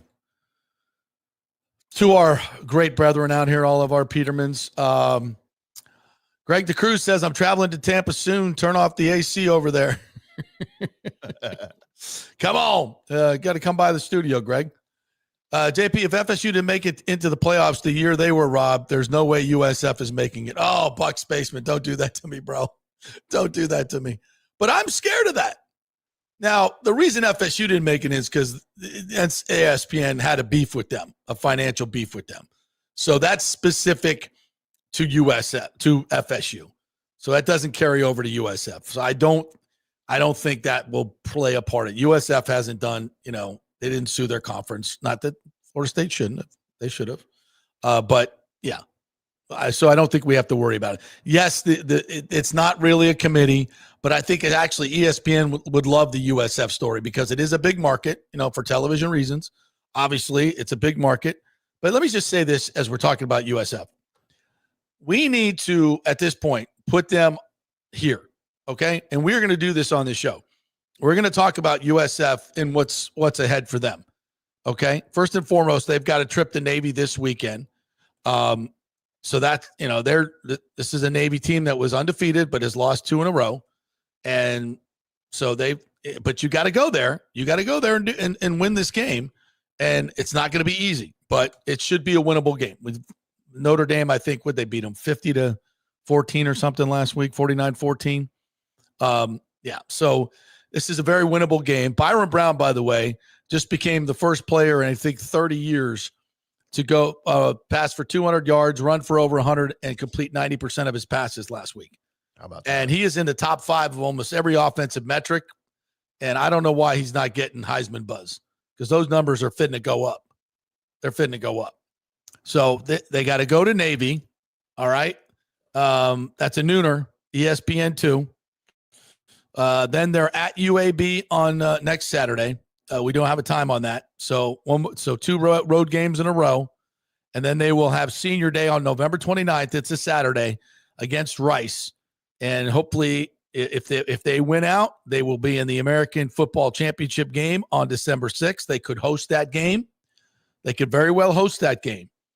And if we do, against North Texas, that would be nice. I'd love to see that rematch. Lots of points in that one, right? Kind of would too, yeah. Yeah. So that day on December 5th or December 6th, so they could play it Friday or Saturday, we got to pack that stadium. And I'd like to see it packed on Senior Day, quite frankly. On that November 29th, I know Florida State plays at Florida, and none of you FSU fans are going to Gainesville. You're not going. Half you Florida fans aren't even going to that game. All right? So let's move USF. Both of our seasons are over, Gator and Knoll fans. Get off the bandwagon and get on the USF bandwagon for the rest of the year. We're just that's it. If you live here in Tampa, support your home team. Go with a winner. This team's actually going to go to the playoffs, has a chance to go to the playoffs, not your sorry-ass team. And I include Florida State in that as I wear this beautiful 1983 sweatshirt. I just realized that my sweatshirt is older than my wife. Anyway, get off that bandwagon and get on USF's. Let's freaking go with Alex Golesh, Byron Brown. These guys are kicking ass. And they're playing physical football. They're playing smart football. They're playing exciting football. Every game, Byron Brown's hurdling players, running for touchdowns, throwing bombs. I mean, this is an exciting team to watch with a lot of talent and plays with a lot of fire. They play with moxie. I love it. So, and if they take care of what they should do, and they're favored in all these games, heavily favored in all these games. I don't know what the number is this week. I would say they're probably favored by 6.5. What do we? I'm guessing the we number. talked about it earlier in the week, or last week, I think. I'm going to say 6.5. USF favorite. How about USF opened at 9.5 favorites? It is now gone to 10.5. Wow, 10.5. Okay, so they're double-digit favorites in every one of these games until they get the American Football Championship. And if they win these 4 games, very, very doable, extremely doable, likely. They're going to the college football playoff. Yeah, USF. So get on the bandwagon. Now, I don't want to see 15,000 people, and I know it's, say, Thanksgiving weekend for the senior day against Rice. I know, oh, no, they're not going to get a crowd for Rice. No, they're not. But they damn should get a crowd for USF. What's wrong with Rice? Ain't nothing wrong with Rice. They suck. No carbs. I mean, come on. It's senior day. Let's support our team. Are you frustrated with your stupid ass Seminoles like I am? Yeah. Then to hell with them for the rest of the year. Are you frustrated with the Gators? You just lost to Kentucky 38-7. Get out of here. FSU lost to Stanford. Get out of here. Not supporting that shit anymore. Not this year anyway. I was going to make fun of Navy because their quarterback leads both in passing and rushing yards. And then I realized, oh, wait, so does Byron Brown. Yeah. Yeah. So I probably wasn't going to do that. Yeah. So, I mean, let's get on the bandwagon. These tickets are cheap. The team is fun as hell to watch. Damn, they're good. They physical on defense. They're smart. They don't have like a number 19 like Florida State has running around diving at people's ankles. That guy Jerry Wilson, get out of here. That dude, like, you want to see something funny? Go watch the tape of FSU Clemson. And every time he's one-on-one with a running back, he's diving at ankles, acting like he's actually trying to tackle somebody. And that dude's getting paid $1 million a year to do that shit. And not only, and then you know what happens? I guess Norvell confronted him at some point of the game. And you know what? Coach, the Surtain put him back in the game. He went back in the game. To hell, what? Man, Mickey Andrews saw one of those things. That kid would never play again, ever. And if that's the way you're coaching kids to tackle, there's one time I should get the clip and show it. There's a running back, a Clemson running back, coming out into the flat, and he's got outside leverage, and there's a player that has inside leverage, and his running back's coming at him full speed. And this dude reaches out with one left hand and and lets him run by. Like, I swear to God, he runs up and just like moves his body out and reaches out with one hand and barely touches the guy. Barely touches the guy. Right in front of the FSU side. I'm like, oh my God. Mickey Andrews would have come and grabbed the kid and pulled him off the field and actually walked him to the bus. Literally walked him out of the stadium. And we're putting him back in the football game. This is ridiculous. I have zero accountability. I'm done. I'm on the USF bandwagon for the rest of the year. And you should be too. Let's go Bulls. This team's going to the college football playoff. And we're not going to be late to the party. All right. We've been there all year long and we're still here. But I'm imploring all of you to get off your butts, clear your schedules, and may say, hey, honey, you know what we're doing on Saturday of Thanksgiving weekend? We're going to the Bulls game. And then the next weekend, we may host a championship game. We're going to go then too.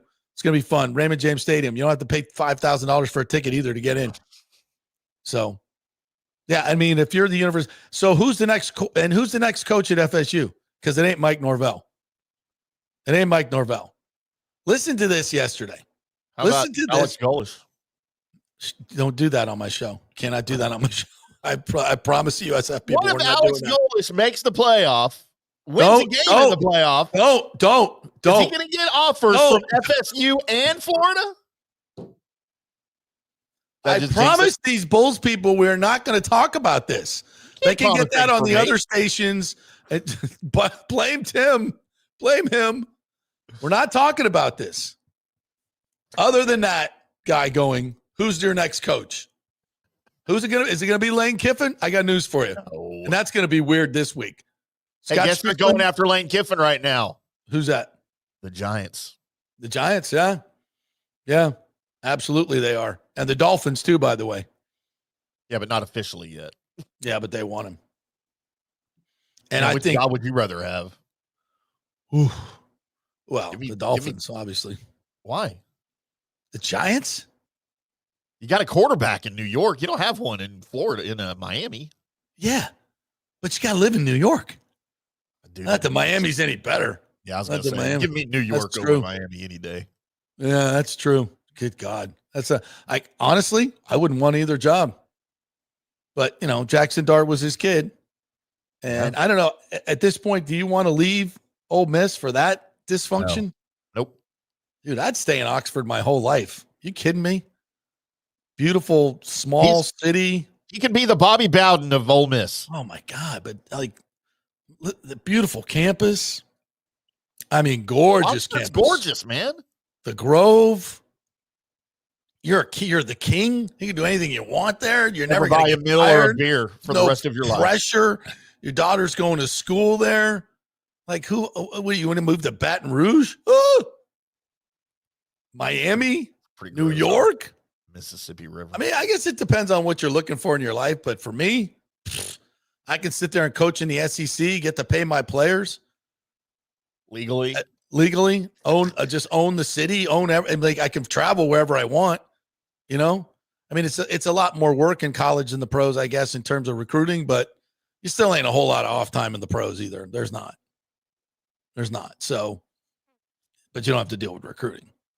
I don't know. I'm just here to say for the meantime, until Florida State figures it out what they're going to do, I'm kind of done with it. I'll watch the games. I'll support the program. But I'm really frustrated right now. Can we listen to this gobbledygook, this word salad, this Kamala word salad? Listen to, I don't even know if he's dealing with reality. The question was something about the CTE. He might. That snub may have been like getting in a car wreck or something. I don't know, because I'm concerned about his mental faculties here. Listen to. I guess he was asked about the negativity surrounding him in the program.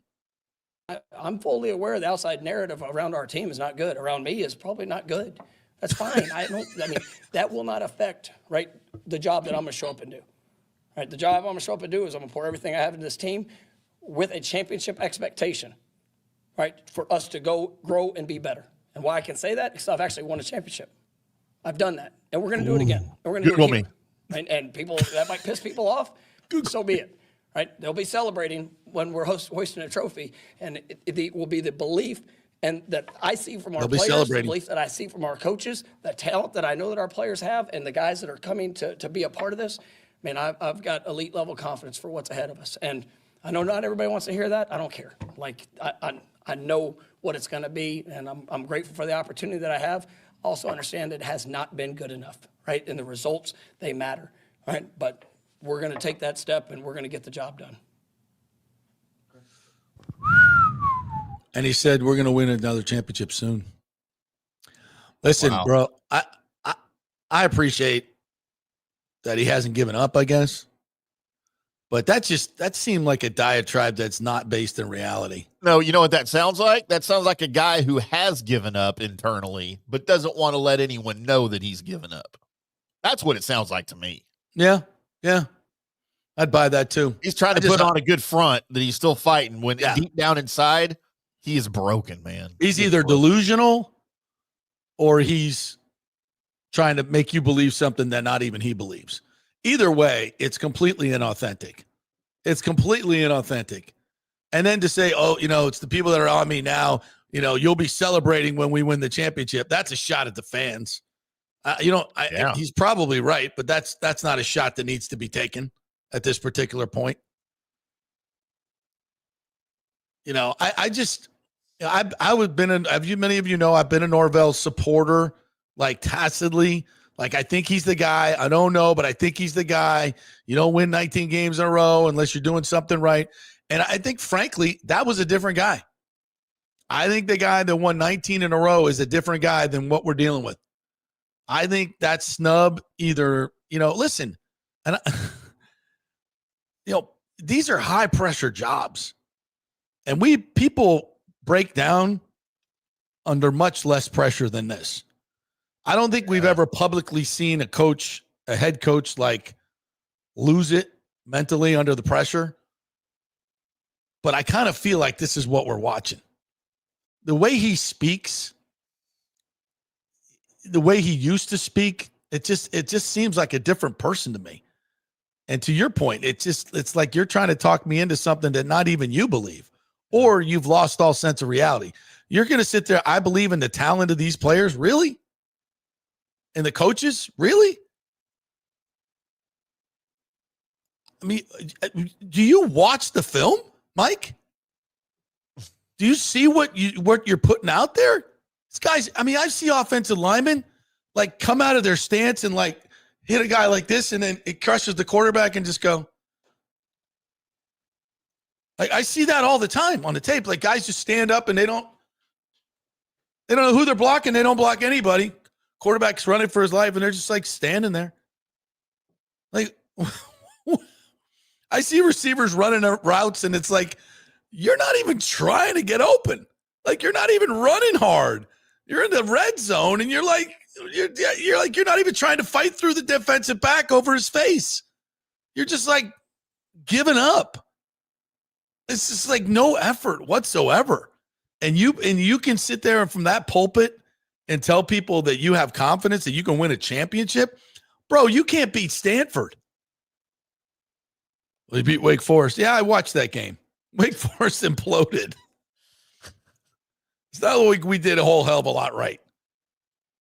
The guy has no clue and when to go for it on fourth down, and when it's game coaching is awful. This quarterback, Gus Malzahn offense they got is high school at best. It's not big league. That was supposed to be the savior of the program, right? Other programs are laughing at you. Oh, they're running that offense. Good luck getting any receivers or a quarterback to run that shit. Yeah, you're not. Go root for USF. That coach has a clue. He's authentic. These players play their ass off. They play smart. They hustle. They're physical. They're talented. They win. Don't make me look bad, Alex Golesh, this week at Navy. I swear to God. Don't you lay an egg at Navy. I swear to God. Don't you dare. But anyway, I think they won't. But I tell you what, I don't know where Florida's going. I don't know who their next head coach is. Yeah, I don't think it's going to be Lane Kiffin. So if you're counting on that, I would look elsewhere. Who's it going to be? Would you take James Franklin right now? I would. Would you? I hope to God. Oh, God, yeah. I hope to God FSU has a deal already done with Franklin. I hope to God they do. Listen, he's got his warts, but who else, who's better? Who's better? Who you got? I don't know. And I don't. As far as like who's already available, like I know everybody that was worth the shit got re-signed by their own team. You know, so I don't even know who's going to be out there. But yeah, I know this: Mike Norvell ain't the guy. He is not the guy. And Gus Malzahn's offense, no. You want to go win? You know, I don't want to besmirch any other conference, but you want to go win something else. Try it. You want to win. You want to compete for national championships against Georgia and Alabama and Ohio State. You can't win with that garbage offense. Well, we beat Alabama. I know, but people figured it out since then. Yeah. Evidently, Alabama didn't know. But if they played them right now, I think they'd figure it out. JP, do you think, I know we're up against a break, do you think he would have already been fired had they not beaten Alabama? This would have happened much sooner in the season if he didn't have that notch in his belt. I know, because I don't think anybody can reasonably look at and say, you know, okay, well that they beat Alabama, so maybe he's got something. I don't think if that's what you think, I don't think you know much about football. I think Michael Alford has already decided, and he's just trying to get his financial ducks in a row.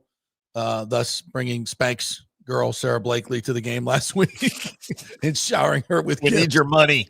Yeah, he happened to have $53.9 million laying around. We could use for the next 7 years to pay off this knucklehead. Get him the hell out of here. That's only a few Spanks a month, right? Come on, let's go. We can handle that. You're worth $1.6 billion. Help a brother out. Which, by the way, and I want to talk about this on the other side. LSU offered Brian Kelly a settlement that he refused. And I asked the question, should these coaches that get these ridiculous buyouts even take the money? Should they even take the money? I would. Why would you not? Well, because you have an ethical, moral bone in your body? I don't know. But then the program needs to think about ethics and morals when they offer the freaking buyout when they hire you. That's not his job. All right. Well, we will discuss on the other side. We'll take a quick break and we'll be back on the other side. Italiano Insurance. It's time to do your insurance update right at the end of the year. Before all those bills come due, your homeowner's insurance, all those other things, give them a call over to Italiano, 813-877-7799, and have them shop all your insurance because it costs you a penny. They do all the work. You save all the money. And there's a lot of companies coming in now that are offering rebates and lower rates. So find out who they are. Don't stand pat with your company and don't get on the phone calling 17 different companies. Let them do the work. They'll do it. 813-877-7799. You save all the money and tell them JP sent you. Back in 3. Hey, JP here for my concierge medical professional, Chris Lugo, PA. You've heard him on the show for a couple of years where he shares invaluable medical, nutritional, and supplement advice. With Chris, it's like having a medical provider as your best friend. What I love about this concierge service is the convenience and support he offers. I can text or call him 24/7 with any questions or concerns, and he'll promptly call in a prescription if needed. No office visits or copays required. It gives me peace of mind knowing I have someone genuinely invested in my health, not just focused on insurance profits. And the best part, the Bay Area Modern Medical Center's personal concierge service is more affordable than you might think. Don't let insurance companies dictate your health care. Take control of your health and wellness today. Visit BAMMC.com for more information and to schedule your initial free consultation. Empower yourself and take charge of your personal health with BAMMC.com. Experience the art of driving at Genesis of Tampa, where luxury meets innovation and every detail is crafted for you. From the bold G70 to the refined GV80, Genesis delivers power, elegance, and technology years ahead of its time. Book service online, and our Genesis Experience advisors will pick you up and drop off your vehicle. If available, you can enjoy a courtesy car while yours gets a complimentary interior vacuum plus a generous offer for your trade. Every new Genesis comes with the Miracle Advantage Plan, 10 years or 250,000 miles of powertrain warranty and 4 years of complimentary maintenance. Visit us at 801 East Bears Avenue or online at genesisoftampa.com. Genesis of Tampa, luxury redefined. Italiano Insurance would like to congratulate the Bucs on their 50th anniversary season. And you know what? We've been here for every season and then some, over 60 years in business. We've seen some smart coaches with great game plans, but if you don't have flood insurance or business insurance, that's a terrible game plan. That could ruin you financially. You don't want to take that L. So call 813-877-7799 and let their friendly agents quarterback your insurance and save you big money. Italiano also sponsors our FSU report every week, so go Noles. 813-877-7799 or go to italianoinsurance.com. Although it may seem tempting to go without health care insurance, the financial risk far outweighs the gain you may experience. For example, did you know if you simply broke your leg, it could cost you nearly $7,500? Put on top of that a hospital stay, you could be looking at $10,000 to $15,000. Ensuring that you don't go uncovered is so important, as according to CNBC, high medical bills are the highest contributing factor to why Americans end up taking money out of their retirement savings, or worse, find themselves filing bankruptcy. So go to don'tgouncovered.com or call 800-669-1505. Now, depending on your income, you can get plans for zero premium. Our experts will guide you through the process effortlessly. They will shop many plans and find the one that's right for you. I called and I have full health coverage through Florida Blue for zero monthly premium. It's a free call. So why go uncovered? It's a huge risk. Go to don'tgouncovered.com or call 800-669-1505. That's 800-669-1505. Are you looking for an honest AC and plumbing company? I mean, that's like trying to find a humble Saints fan, right? Well, try my friends at Third Generation AC and Plumbing Services. Been in business since 1995 here locally. And listen to what one of their customers said. Quote, the gentleman providing the service was exceptional, on time, knowledgeable, professional, and experienced. He was efficient, cleaned up behind himself, and did the work expeditiously. He not only repaired a sink, he repaired our toilet that was constantly running. We have used this company several times. They are awesome. Says it all, folks. Testimonials really say it all. Call 813-961-8024 for honest, fast service. 813-961-8024 or thirdgenerationplumbing.com. We also do AC. Let's go. Right now, back to the show on FanStream Sports. All right, welcome back to the JP Peterson Show, brought to you by the great folks at Cafe Paradiso. Go see Paulo, our buddy over there. Get some great Italian food, a little antipasto, followed by some lasagna, some salsiccia. Oh, the branzino, the sea bass is fabulous. I love it. It's all great over there at Cafe Paradiso. And tell Paulo we said hello. Look who joined us. Look who just slid in. There he is. Look who slid in his DM. Look at Big O sliding into my DMs like that. I was just about to say that.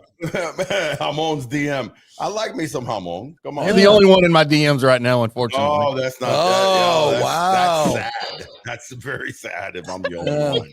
The only one in your DMs is 6'3", 255. You're in trouble, bro. And the dude. Actually, it's 6'4", 280, which is sad. Oh, but yeah, I cheated him. You cheated me I an cheated inch and about, Wow. unfortunately, 25 pounds. Jeez, oh, Big O's got 3 inches on me, but only 10 pounds. That can't be right. I hope nobody transcribes this show. Oh, geez, I am a black Cuban. But anyway, I digress. All right, we got to get to our great commenters here. And you can jump in here. Go ahead. Greg the Cruz says it's mostly Buck stuff. You only get one shot when you make those comments, so you better not screw up on Sunday or they could lose the locker What was room. the comment? Where Baker came out and said, right after the game. Yeah, he's like, we got to be better. Yeah. You know, when you screw up during the week, you got to take some pride during the week and get it right. Yeah, I mean, they had to buy, Yeah. and they should have. The mistakes that were so costly, you figured that should not happen off of a buy. Right? No, Yeah. no. Yeah, No, so- when you send the guys home for a whole week, they forget about football. Oh, see, that's interesting though, and it's funny because you bring up, sending guys home. So it was interesting with Travis Kelce and Jason on their show. They were talking about when he had to buy, and he had said, "So what are you doing, man? You're gonna get away from the game for a bit?" And he's like, "No, we're struggling. I'm just focused on the next game." He said he wasn't going to do anything during the bye week. That was, Travis Kelce. Except Taylor. Oh, Nelly, talk about DA sliding into a DM. But I'll be focusing on this. I'm going to be focusing on $1 billion this and football. I'm focusing on the multi-billion. Well, I mean, but think about it. For Travis, he could take the week and fly off to that's what I'm saying. anywhere in the world. I think that's He what wants his to brother go. was alluding to. Yeah. And he was kind of having none of it. Travis is like, "No, dude, football." And he's like, "Really? I mean, come on, you're going to take a trip somewhere, to Europe or some crazy thing." And he said no. And he said no. And Well, I wonder if Andy was like, "Yeah, you got to be here on Wednesday." possibly. I mean, they're not having a great season. I mean, listen, they get the whole half the year off. I just, if I'm a coach, and by the way, they're injured. I'm not talking about bringing them in and doing full scale padded practices. Right. I'm talking about keeping them around the building, keeping their focus on football.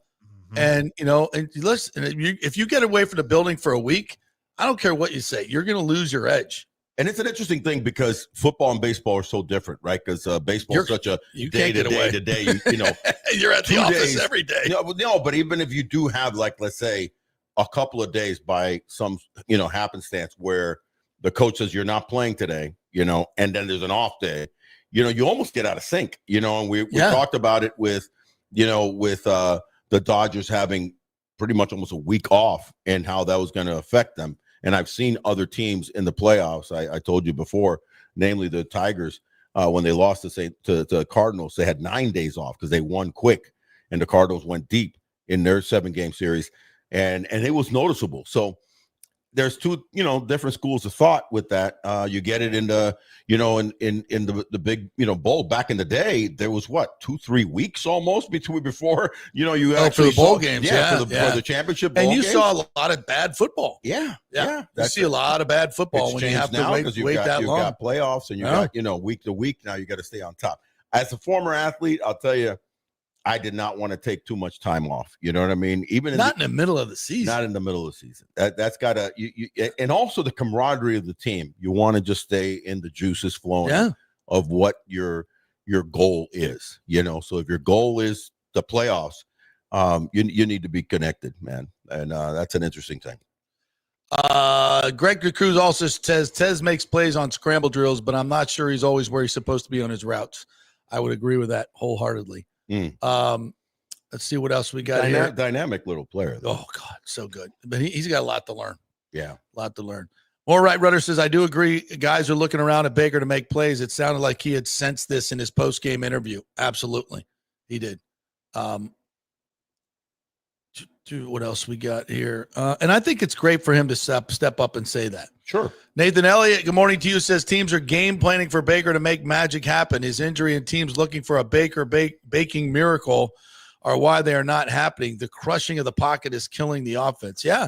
He's just getting squeezed and he can't get out. So much. Right. Yeah. And then maybe this is more designed rollouts, more bootlegs, get him out of the pocket. Me being, again, not a football, aficionado and expert, him rolling out seems to make more sense because the reality is he's not a tall quarterback. No. You know what I mean? Nope. So when you're pushing him in and kind of collapsing him around him, then it makes – I've noticed a lot of high throws that have been made, by Baker. So while he's on the run, dude, that guy, the one he threw to Tez. Oh, that was a great throw. The second touchdown throw. That's unbelievable. That was a bullet, bro. Yeah. I mean, he was well covered. He was well covered. There was one place he could put it in his left arm, right? Both of them, really. Yeah, both of them. But that second one goes to show you, how talented Baker is, given the opportunity to have, an extra beat of second of time. He makes magic. Michael LaRue, good morning to you. Said the Patriots are holding on every play. They coach to do it. All the linemen have bent arms and closed fists. They don't fully extend or grab, but they use their arms outside of their body frame. Well, as if you're seeing that as a team, you got to get on the officials and make sure they're calling it or starting to call it at some point. More right. Rudder said the guys needed a break last week. Team was and is beat up bad. I get that, folks. Guys, there's a difference between giving them a break and letting them get away from the building and get away from football and all that. They're going to do that for 4 days anyway. They got the 4 days off. Right. But if you have a chance to bring them in on Monday and Wednesday, why not do it ahead of it? Yeah. Especially when, just keep them zeroed or listen, if I'm 2-6 after the bye, I'm changing what I'm doing. Correct. If I'm Todd Bowles, but he's not. He hasn't. So, and I'm not saying that's the only reason. Listen, the Patriots made plays. They made great plays. Yeah. The other team gets paid too, and they're a really good football team. Yeah. And the Bucs just didn't make those plays. Whether it's the week off, I don't fucking know if it was the week off or not. I mean, I don't know. I wouldn't do it, but it was, or was it just bad coaching? Or you were just out coached on every level? It seemed to. But the players got to make plays. Yeah. We put so much on the play calling and this, at the end of the day, you got a perfect throw from Drake May in the corner of the end zone to Diggs, who goes up high points it. It comes down with 2 feet. That's a great freaking play. Yeah, you can't. On fourth down. You can't take that. I mean, that's just a great Antoine Winfield Jr. was in the right position. Did he reach up and make the play? No, it was a perfect freaking throw. Yeah. Against one-on-one. That's a great play. To do 2 Travion Henderson touchdown runs. They were blocked up really well. There some holding? Yeah, probably. Did some guys take some bad angles? Yeah. But the surprise probably was more where you should have won the game in creating more pressure on Drake May, creating more sacks. They only had the 1 sack. He's been sacked all year long. He got 1 sack. Yeah. It was the one that he almost actually got to the line of scrimmage. So this is that's where you go, okay, that's in the trenches. We should have won that game. Yeah. And I believe the pressure rate was like 47%, which is good. But I said, really? Because I don't feel like Drake May was ever really pressured that much compared to our guy. Yeah, exactly. It didn't feel like it. So, my eyes tell me something different. Michael LaRue says if Bowles loses another wild card home playoff game, it's not 100% guaranteed that he's back next year. Oh, that's true. Sure. That's true. If they get another home playoff game and lose, I very much think Todd Bowles is. They're at the point now where. I mean, that would look a lot like Tony Dungy. This is a team. This is a team. Then you go get Alex Golesh. Wow. There goes Tim. You are killing me. You are killing me. I promised all my USF brethren that I'm not going to talk about him going someplace else. Right. In the middle of this great season. We're not going to suck the life out of this season. Keep talking about where Alex Golesh is going. Right. And this Hamon Jamoke, keeps talking about it. He keeps throwing it out there. He keeps throwing it out there. Breaking my promise to all these people. Yeah. I'm a newsman, JP. I can't promise not to report the news. Yeah, he texted me earlier. He said that Alex Golesh is going. He went into my DM. Slid into his DMs with Alex Golesh news. DM. I will not put up with this mutiny on my show. Good God. There's a chain of command here, for God's sakes. It's Veterans Day. It is Veterans Day, by the way. It is. Understand. God bless our veterans. That's all right. Anything else we got in here before we're going to talk a little baseball with O? You guys keep yelling at Bucs Basement. We're not going to put that on. Come up with something fresh. Andre All Day 20 says that the Buccaneers stopped the Pats on that 4th down before halftime, they would have won the game. That's true. Yeah. Well, I don't know if that's true, that they would have won the game. Maybe the Patriots figure out another way to win the game. They were up 2 scores most of the second half. So, but that was a huge play. That was a huge freaking play. And again, that was good. They caught him in a one-on-one, a wide receiver on a safety, even though it's Antoine Winfield Jr. A little bit of size mismatch, a little bit, but it's a perfectly thrown football. I mean, and a great catch. That's, at some point you tip your cap to the other team and say, yeah.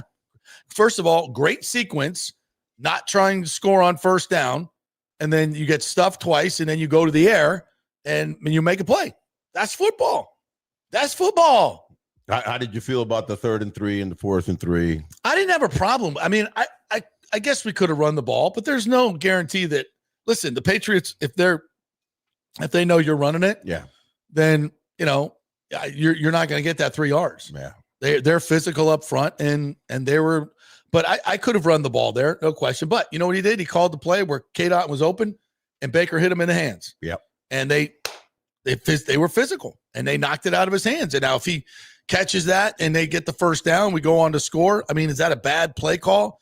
I don't know. The 4th down play, they send a 5-man pressure, and you don't block it. And they didn't block it. They didn't block it at all. I mean, they knew it was coming. Yeah. And they had to know it was coming. They knew it was true. They did. They knew it was coming, and you have an answer to it. Yeah. And you got to block it up, first of all. And if you don't even block it up at all, you got 2 free runners coming at you, which is basically what he had, then you got no shot. So that's not on a play caller. That's bad execution. Both times it's bad execution. Hey, listen, when it comes down to it, again, having been a ball player, you got to make the plays. You have to make the plays, and the players make the manager. It's not most of the times, 90% of the times, the players make the manager, the players make the head coach, and plays are the difference. And those were plays that were made. All right. The rest of us, we pretty much went over, so I will turn it over to you, Big O. And just fun. This is the time of season in baseball where it's awards season, kind of like the Oscars, so to speak. And and a couple guys that definitely were deserving. Nick Kurtz, what a season that guy had. 290, 36 home runs, 90 runs scored, 80 something RBIs. And they didn't even play a full season, by the way. He came up at the end of April. Right. This kid is a legit all-star capabilities. 6'4", has a really good. You remember when I've talked about with Carson Williams, the Volpes of the world that don't have any idea what the strike zone is? This kid at 6'4", 235 has an idea what the strike zone is and commanded it. He got walks, and he would crush to pole. What's his pedigree? Is he a college kid? College kid. College kid. They rushed him up to the big leagues. I mean, that's what's happening. South Carolina? No. Where was he? Timmy, can you look that up real quick? I don't know, but my point is, like, we're seeing college players. The kid for Baldwin, Drake Baldwin, Missouri State, where a big Ryan.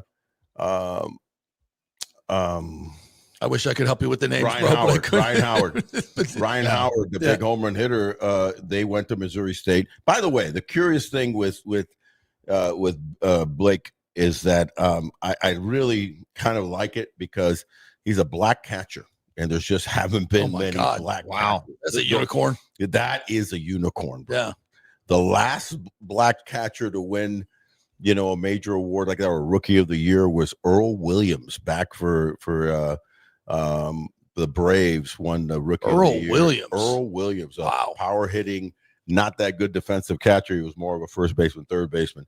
I was a fan of Earl Williams when I was a kid in the 70s, but it's kind of neat, obviously when you go back in the lore of great black catchers, the list is very short. It's Roy Campanella. I was trying to think of Roy Campanella is the only one I can think of. Elston Howard, Hall of Famer, Elston Howard, MVP.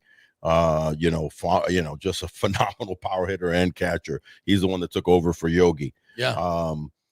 After Roy Campanella and the injury that he had, then you had Johnny Roseboro, was a black catcher. Just not that many. So that's to be kind of applauded for the black community to have.